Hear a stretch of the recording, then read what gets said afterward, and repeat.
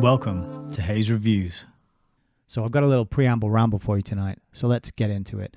The part of the book we are at, we just finished the letter G and we're heading into the letter H, and that includes quite a large section on health services. Now, many of you who are familiar with Vernon Coleman and his work probably know that he is a GP, or he was a GP until he handed back his medical license.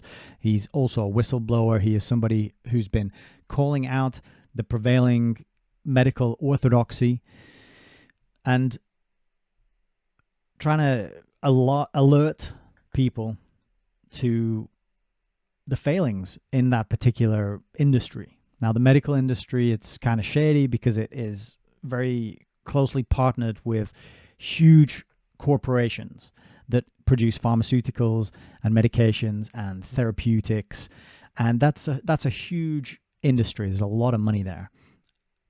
And so when it comes to selling health, there's so much money involved. People will always pay to be healthy. That's one of the three eternal markets, is health, wealth, and relationships. People will pretty much always be happy to part with their hard-earned cash if they believe that it's going to improve their health or make them more money or improve their relationships. So this has been well known, and of course we're all aware of snake oil salesmen and fads and marketing gimmicks and things that have been rolled out that turned out to be extremely detrimental to our health. Classic example might be thalidomide and all the birth defects that the use of that caused, and it was touted as safe for pregnant women.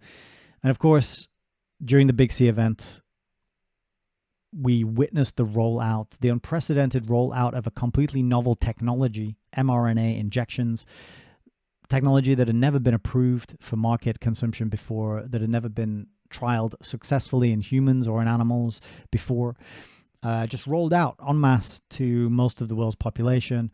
I heard David Hughes say that only 23% of adults in the UK refused that particular offer from the pharmaceutical corporations in cahoots with the NHS and the governments. So that's the topic of today's video. We're going to be reading about Vernon Coleman's thoughts and experiences on the health services. So I thought for our preamble ramble, we would take a little look at the NHS and some associated articles and resources, because there are big changes afoot in the NHS, and these changes were actually announced in 2019, and I think you'll be very interested to see how much foresight this particular 2019 announcement had. But we'll start, as ever, in good old reliable Wikipedia, which never lies and is the fountain of all knowledge and truth and honesty and decency to be found on the internet. So this is the National Health Service, which is the term for the publicly funded healthcare systems of the United Kingdom, established in 1948. So there's a long history to this. The NHS was established as part of major social reforms following the Second World War.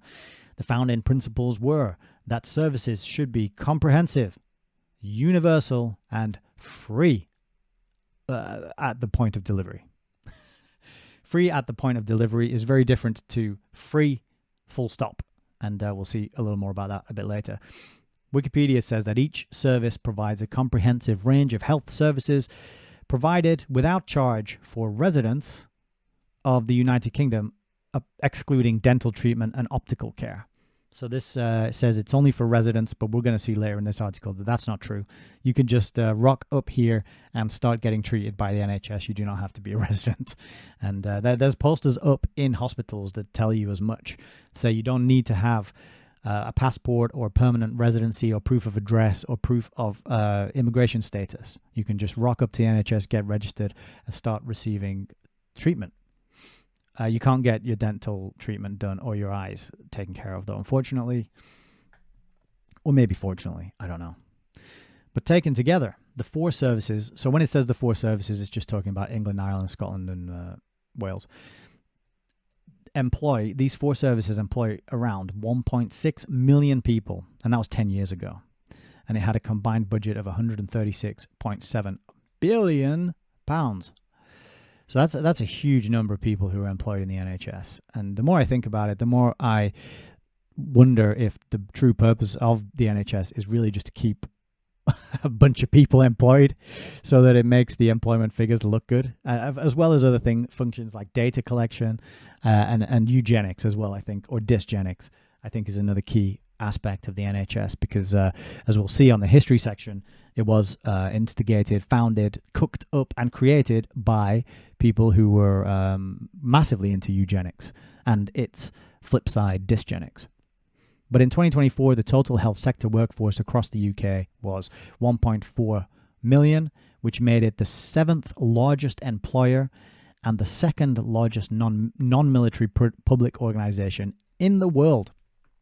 So the 7th largest employer in the world is the NHS. It says when purchasing consumables such as medications, so the NHS has to buy medications, and this is where the NHS is in cahoots with private corporations and pharmaceutical companies. The four healthcare services have significant market power that influences the global price, typically keeping prices lower. So one of the questions you got to ask is, do you trust pharmaceutical companies? Are pharmaceutical companies delivering more health and wellness and well-being and good outcomes to the world's people, or not? Are pharmaceuticals risky? Are they dangerous? Are there negative side effects? Are there long-term ramifications for doling out these medications? Can they be found in places where they're not supposed to be found?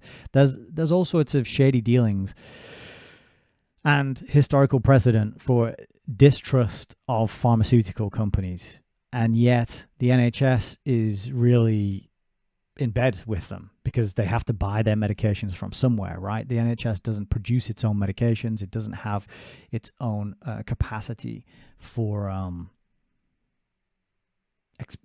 testing and developing and creating its own products, right? It has to buy them from private outfits, and then the NHS's interaction with these pharmaceutical companies then influences the global price. But don't worry, everybody, as Adam just spotted and mentioned in the YouTube chat, this means that the prices are typically kept lower, so it's a good thing. So all you non-UK citizens, you've got the NHS to thank for your cheap medication that you have access to, because we're buying it. As I said, we're buying it. It's not me doing it, but the NHS is buying it, and that's impacting the global price, keeping it lower. But what of the history of the NHS? Well, calls for a unified medical service, in inverted commas, can be dated back to the Minority Report of the Royal Commission on the Poor Law in 1909. Minority Report, we've talked about that on this channel before because that was authored by Fabian Socialist Beatrice Webb. It called for a system which was different from the existing poor law at that time. Now, of course, Beatrice Webb and her husband Sidney Webb, along with the likes of George Bernard Shaw and H.G. Wells, they founded the Fabian Society, and we read through the book Fabian Freeway in its entirety on the channel. You can check the playlists tab if that's something you're interested in catching up on, but it's very important history. And these people were not good people, even though they cloaked themselves in this disguise of wanting to do good for those who were poor and less fortunate than themselves. They also literally adopted the symbol of the wolf in sheep's clothing to be their main coat of arms. Right. So this is all about eugenics and dysgenics. This is all about making sure that the lower stock, the lesser stock, those that didn't have the important blood running through their veins, remained in their place, were kept ignorant and dumb and addicted and powerless and short-sighted and dependent upon the systems that would be run and administered by this bureaucratic class of self-proclaimed scientific elite and experts. Okay, so bear that in mind, because that is the context, the bigger, longer 100-year picture and context of what the NHS was born, where it was born from, and it helps us understand why it is where it is today. So that's the Minority Report. I think that was authored. Yeah, that was authored by Beatrice Webb. So following the 1942 Beveridge Report's recommendation to create, quote, comprehensive health and rehabilitation services for prevention and cure of disease, cross-party consensus emerged on introducing a national health service of some description. So cross-party consensus, that's an interesting term. It belies the lie of political parties actually being against each other. That's a pantomime. That's a Punch and Judy show, as Alan Watt would say. It is a red team versus blue team to keep people who are not that interested in digging deeper into the mechanisms of civilizational power over the ages. It is to keep them going, oh yeah, well, it's the blue team and the red team and they don't like each other and I choose one to vote for and that's me and my team and I identify with them and that's how it works. And we get to vote every so often and argue about who is the best team and who's a rubbish team. But actually there is a cross-party consensus. And this is what I'm trying to get at, and others whose work I support and encourage other people to look into, such as James Corbett, Last American Vagabond, Richard Grove, Whitney Webb, Vernon Coleman, Ian Davies, many others too, is there's actually a cross-party consensus. There is an agenda, there is a plan which both sides of the aisle agree upon and which is accelerated and progressed no matter who is voted in. So that cross-party consensus kind of hints and admits that a little bit. But one of the cross-party consensus items was some sort of health service of some description. It says a national health service of some description. So moving on, Clement Attlee's Labour Party won the 1945 election and he appointed Aneurin Bevan as health minister. And then the official historian of the NHS, the official historian. It's always good to compare the official history with the unofficial history where possible. But the official historian Charles Webster wrote in 2002 that the Luftwaffe achieved in months what had defeated politicians and planners for at least 2 decades. So you've actually got the Nazis to thank for your precious NHS. Lee Blunt, good evening. You're here on YouTube. Good to see you. Thanks for joining the live stream. So the NHS was born out of the ideal that healthcare should be available to all, regardless of wealth. Now, do you think that the healthcare you get on the NHS is the same as the healthcare that wealthy people get? Wealthy people who can pay for their healthcare.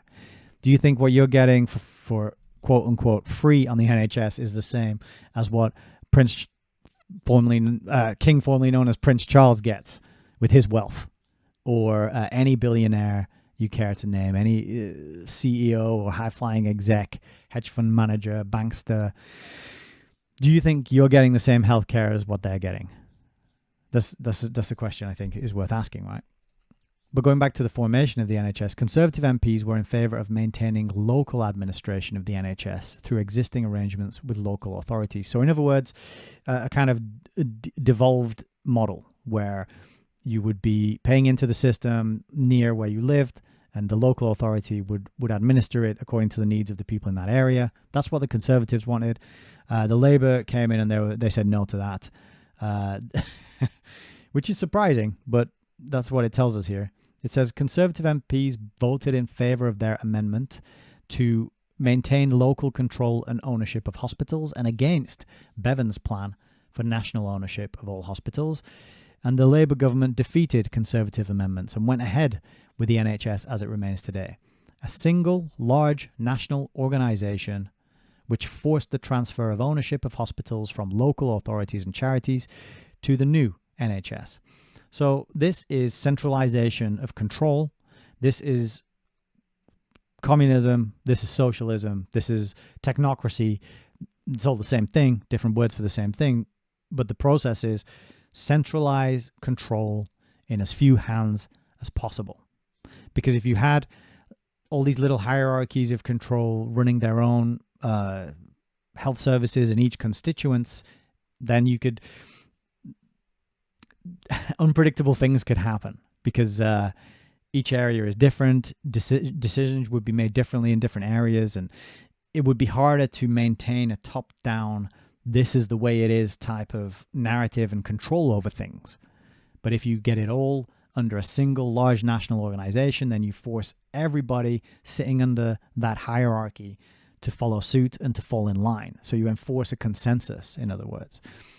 So this is often why they want to centralize power in as fewer hands as possible, and they want to experiment on ways of doing that and achieving it and conning people into going along with it.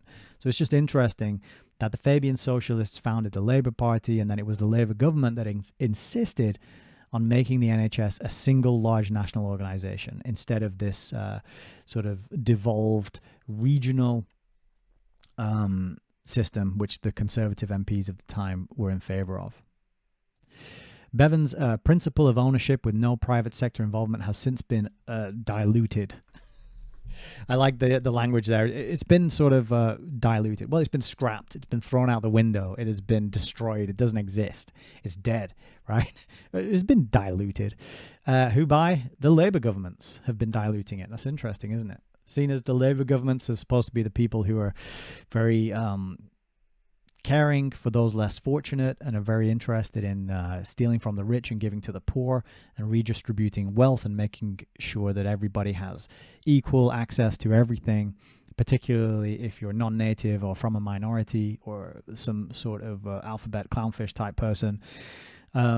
It's interesting that the Labour government are the ones who diluted the principle of ownership with no private sector involvement, and they did this by implementing large-scale financing arrangements with private builders in private finance initiatives and joint ventures. So you got the Labour government to thank for that. It just shows you that this continuity, being aware of the Fabian Socialists, their creation of the Labour Party, and then the establishment of these public-private partnerships, there's that continuity there right through. It says, from its earliest days, the cultural history of the NHS has shown its place in British society reflected and debated in film, TV, cartoons, and literature. So, fiction, in other words.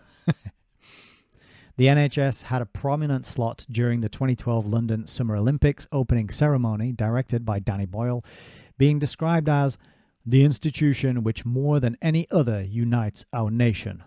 And if anybody is unfamiliar with the 2012 London Summer Olympics opening ceremony, you have to go and watch that. It is creepy. It is a huge sort of initiation, ritualistic, symbolic, black mass of some description. And there are many videos online of people breaking down the symbolism.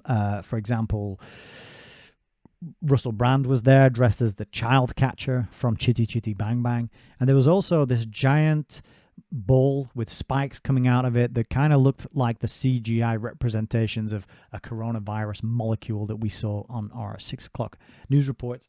There was even one of those, I think it was silver though, and it floated out. And there was lots of people, children in hospital beds. The whole thing was very occult, full of occult imagery, and there's a lot there to see. And yes, of course, Danny Boyle did direct it. And funny that he got a mention here. I'm sure probably just an accident, though. So there's a section here on eligibility for treatment. It says everyone living in the UK can use the NHS. So remember earlier up in this article where it said residents? Well, down here, actually, it's just everyone. Just everyone living in the UK. What do you mean by living in the UK? Well, you know, if you're alive and you're in the UK, then you're living in the UK and you can use the NHS. So no wonder people want to come here, right? It says patients who do not qualify for free treatment are asked to pay in advance or to sign a written promise to pay for treatment. I didn't know you could get away with that. I'll write down. I'll write down on a piece of paper that I promise to pay you. Yeah, sure, I'll do that. And then in exchange, get healthcare. It's a pretty good deal, don't you think? Funding. The NHS is funded by general taxation and national insurance contributions, plus around 1% of funding from patient charges for some services. So remember above when I said free at the point of delivery, because it's not free if you're getting taxed. It's a bit of a double speak, double think type of a new speak, double think kind of example to say that it's free and yet it's funded by taxation. But what about the staffing? Well, it's the largest employer in Europe, with 1 in every 25 adults in England working for the NHS. That's an amazing statistic to me. That really blew my mind when I read that. It's quite incredible, that statistic. Nursing staff accounted for the largest cohort at more than 330,000 employees, 33, followed by clinical support staff at 290,000, scientific and technical staff at 163,000, and physicians at 133,000. That's a lot of people. That's a lot of people. And yeah, as Adam says, it's free, but you have to pay for it. Exactly. So, it's like, yeah, it's just, it's Orwellian, newspeak, doublethink, and you have to hold both concepts as true in your mind at the same time. This is a contradiction. There is no contradiction in nature, in reality, only in your mind. And holding contradictory facts as true in your mind leads to relativism, which then becomes moral relativism. What's good for me is bad for you. What's bad for me is good for you. And that leads to the whole mess of a shit show that we're living through, right? If you want to go back to the mind and how the mind, what is believed, what we think, what we hold up here in our mind, what we investigate and know about reality leads to our behavior and our actions and our words and our emotions. There's a good case that it all starts with thought. And if you are holding contradictory pieces of information in your mind as true, then you're more likely to make mistakes and do things that are harmful and detrimental to your own well-being. I'm just gonna have a sip here. Just got to pour a bit of tea. Mouth's getting a bit dry. Lee Blunt says, I remember the demons running around the beds in the 2012 Olympics. Yeah, I was amazed on how little this ceremony was talked about or even watched. Very dark. Well, a good example is the Paris Olympic ceremony, the recent one. That was crazy. Had lots of really wild stuff in it as well. I'm sure they all do, but the 2012 one was quite amazing, and it's worth looking at and analyzing. And if you are unversed in symbolism, then you can watch videos of other people analyzing it, and it'll help you understand it. But it was quite shocking, especially with the hindsight of the Big C event. It's amazing what they programmed in there. But of course, the NHS is not perfect. It has issues. In July 2022, The Telegraph reported that think tank Civitas found that health spending was costing about £10,000 per household in the UK. They said that this was the third highest share of GDP of any nation in Europe, and claimed that the UK has one of the most costly health systems and some of the worst outcomes. So it's costing us loads of money. This free service is costing us loads of money, and it's not even delivering good results. The Labour government in 2024 stated that their policy was that the NHS is broken. Well, didn't you break it? Who's responsible? This is the same group of politicians and the same political party that insisted on centralizing this whole thing and privatizing it by the back door. And now it's coming out, this same political party is coming out saying, oh, it's broken. It's broken and we need more money to fix it. This is what they always come out and say after every election, isn't it? But the Labour government elected in 2024 announced an immediate stocktake of current pressures, which was to be followed by a new 10-year plan for the NHS to replace the NHS long-term plan published in 2019. So in 2019, they published a 10-year plan, and they got 5 years into it, and they were like, no, we need a new 10-year plan because the last 10-year plan was so good that we need to interrupt it halfway through and do another 10-year plan. And it's that classic thing of you can't fix a problem by the same level of consciousness that created the problem. So it's laughable, really. Professor Helen Stokes Lampard of the Royal College of GPs said, "It's a great testament to medical research and the NHS that we are living longer. But we need to ensure that our patients are living longer with a good quality of life." Yeah, I totally agree with that.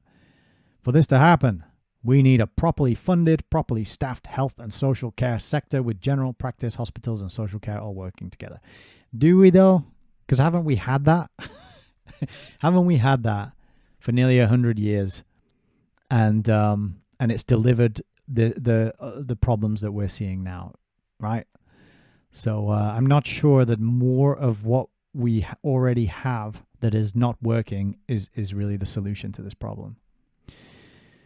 There's a section here on employment and waiting lists. On the 6th of June 2022, The Guardian said that a survey of more than 20,000 frontline staff by the nursing trade union and professional body, the Royal College of Nursing, found that only a quarter of shifts had the planned number of registered nurses on duty. So that's reassuring. And this is reported in The Guardian. The NHS will potentially have a shortage of general practitioners as well. And this is why we have to import lots of people from other places. Mental health. 1 in 4 patients throughout the UK wait over 3 months to see an NHS mental health professional. Over 3 months. The National Audit Office found mental health provisions for children and young people will not meet growing demand despite promises of increased funding. So even though you pour more money into it, it doesn't fix the problem, right? So people who tell you, we need to put more money into this thing to fix it, you got to be skeptical about that as a solution. You can't just throw money at things and expect it to change. The changes are deeper, more fundamental to our thinking, to our beliefs, to our behaviors. It really gets deep into human psychology and human psyche, down to the level of culture, down to the level of history and truth and morality. These are bigger, deeper questions, but they're never addressed. It's always the solutions are always surface level. They're always stick a Band-Aid on it, a plaster, wrap it around, put a bit of cream, a bit of Savlon on there, and then, you know, maybe run it under the cold tap. There's that classic bit in Shaun of the Dead where his stepdad gets bitten by a zombie and he's like, "I'll be okay. I'll run it under the cold tap." That's what it's like. We never get to the root cause of these problems. The politicians never do, I mean. And that's because their whole existence and livelihood and way of life depends on not fixing the problems. Because it's like anything. If you fix the problem, you make yourself redundant. And this is why so many business models are questionable. Because if you actually fix the problem you promise to fix for people, you might be putting yourself out of business. So you got to bear that in mind, right? When you buy a product or a service, are you actually going to get rid of your problem, or are you just signing up to some sort of treadmill, some hamster wheel of payments that's just going to go on and on and on and on? Because some business models are predicated on not fixing the problem, because a patient cured is a customer lost, right? A patient cured by the NHS is a customer lost to the pharmaceutical companies that the NHS buys all its products from, right? So, rant over. Apparently, 1/4 of young people who need mental health services can get it. Only 1/4. So that's how well this socialized health care services is doing for our young people. But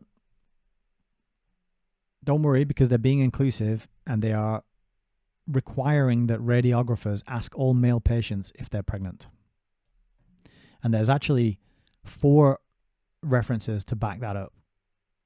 Evening Standard, Telegraph, Sunday Times, and The Independent. So, it's going well in the NHS. This section is about performance. A 2018 study by the King's Fund, Health Foundation, Nuffield Trust, and the Institute for Fiscal Studies to mark the NHS 70th anniversary concluded that the main weakness of the NHS was healthcare outcomes.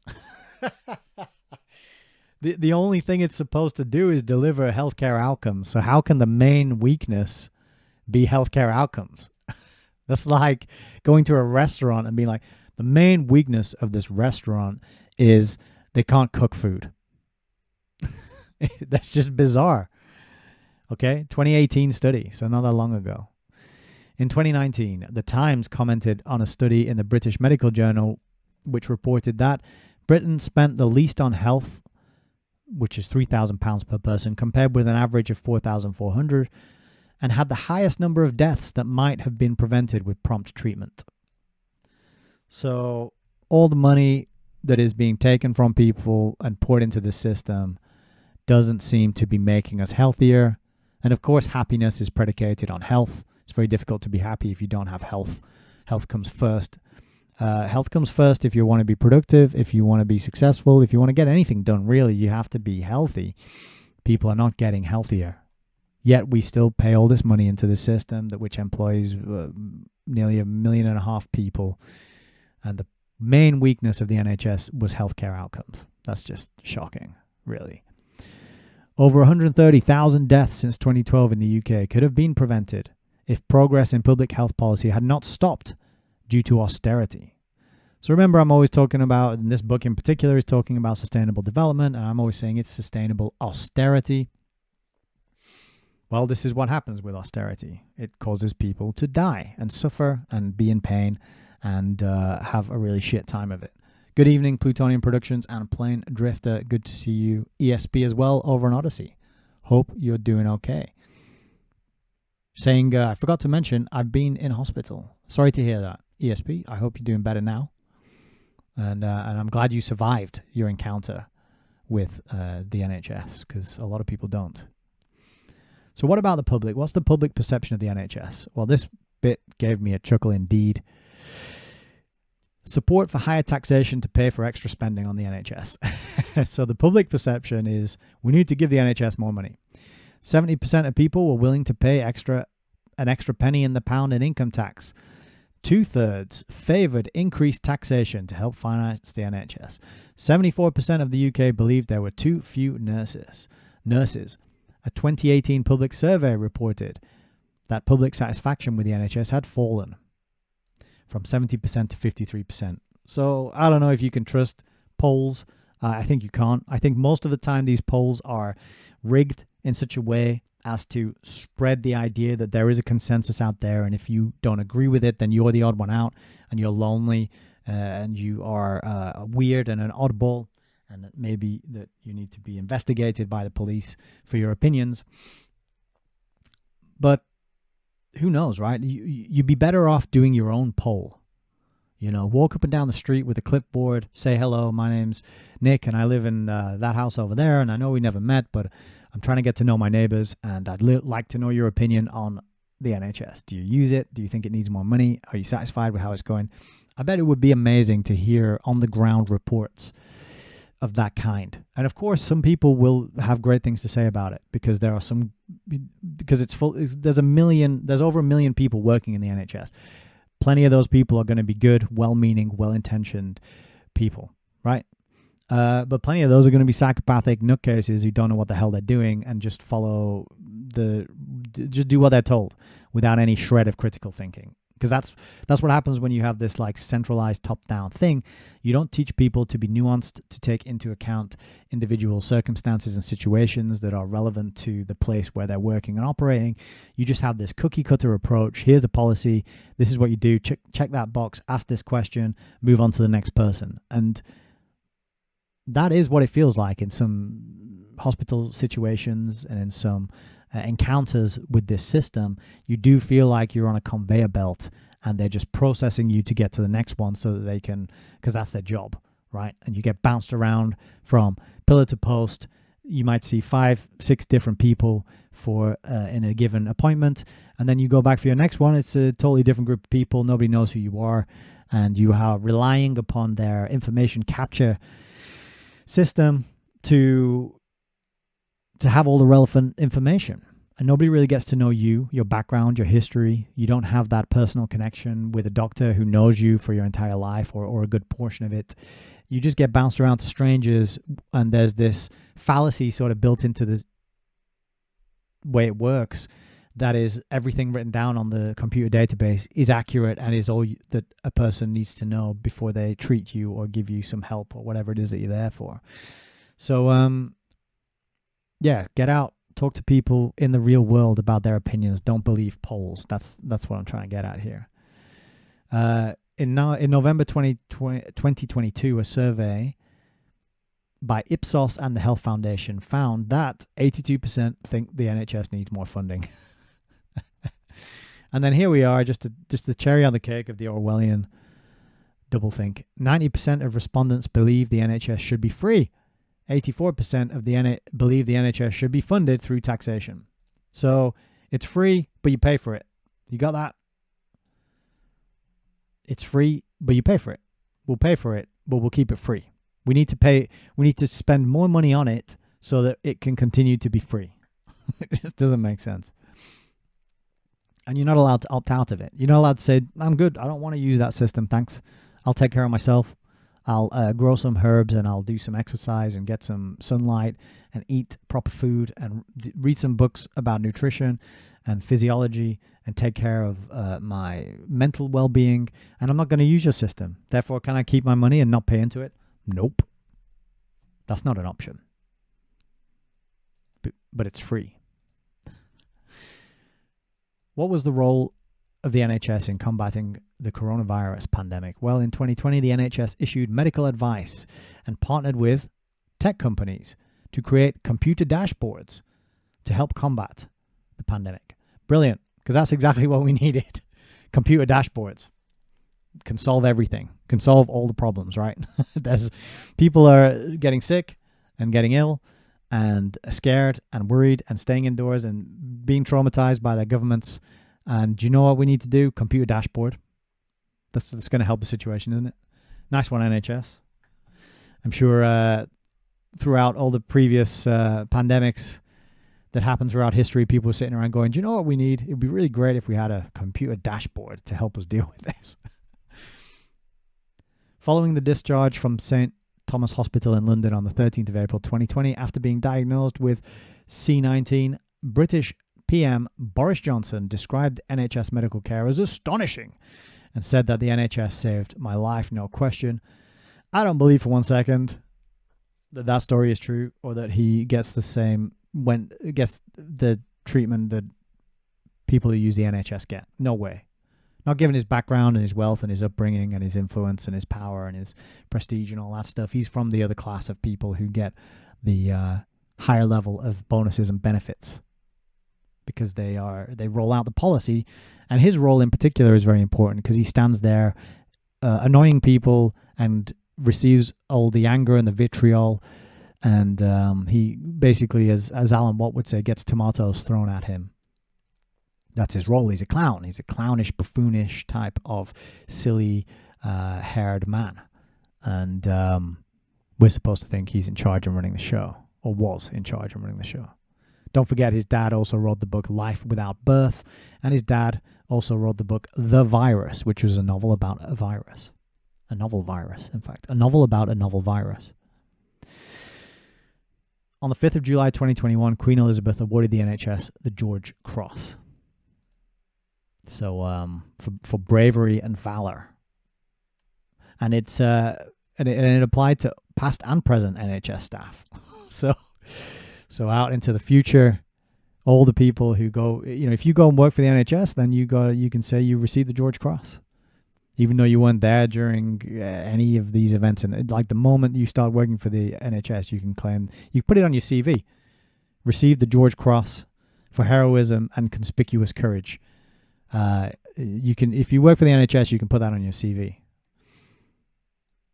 In October 2022, as part of their efforts to tackle mental health challenges made worse by the pandemic. No, they weren't made worse by the pandemic. They were made worse by the governments and the media companies and the ridiculous rules and the censorship and the social media platforms and the tech companies and the pharmaceutical companies and all the people who were complicit and went along and didn't speak out and didn't ask questions and didn't encourage critical thinking, it wasn't the pandemic. It was, as Ian Davies would say, it was a pseudo pandemic. And it was not the pandemic that made mental health challenges worse, right? It was governments, it was people, it was organizations, it was think tanks, it was Neil Ferguson and his shitty computer models at Imperial College, right?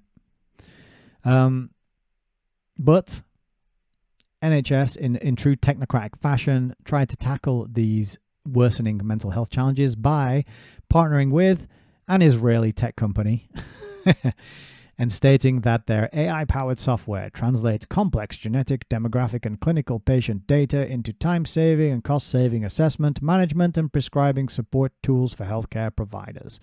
Right. Okay. Yes. More computer dashboards, please.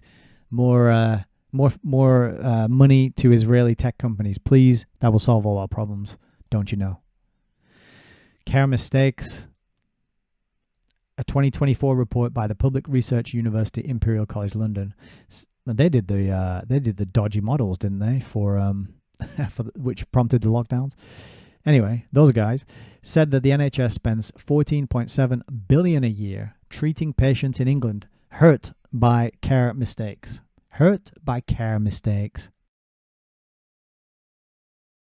Oh, I'm sorry that the treatment we gave you has made you into now like you're addicted to painkillers, or sorry that the doctor made the wrong call and he chopped out the wrong part of you and now you're crippled for life. Oh, it was a care mistake. That if that's not Orwellian language, I don't know what is. But yeah, people hurt by it was a mistake, but it came from a caring place. It was a care mistake. It wasn't a incompetence mistake. It wasn't a gross negligence mistake. It wasn't a mistake due to something much worse, psychopathy or sadism. It was a care mistake, and that's costing the NHS £14.7 billion a year, apparently. So that's the Wikipedia page on the NHS, and it's not a bad introduction. It's fairly even-handed, gives you a little history and gives you some of the criticisms and the problems. It's not the most glowing recommendation of the NHS that I've ever seen, to be honest. But did you know that the NHS have been releasing a number of charity singles since 2015? Yes, they have. I'm not going to torture you with sharing them on tonight's stream, however.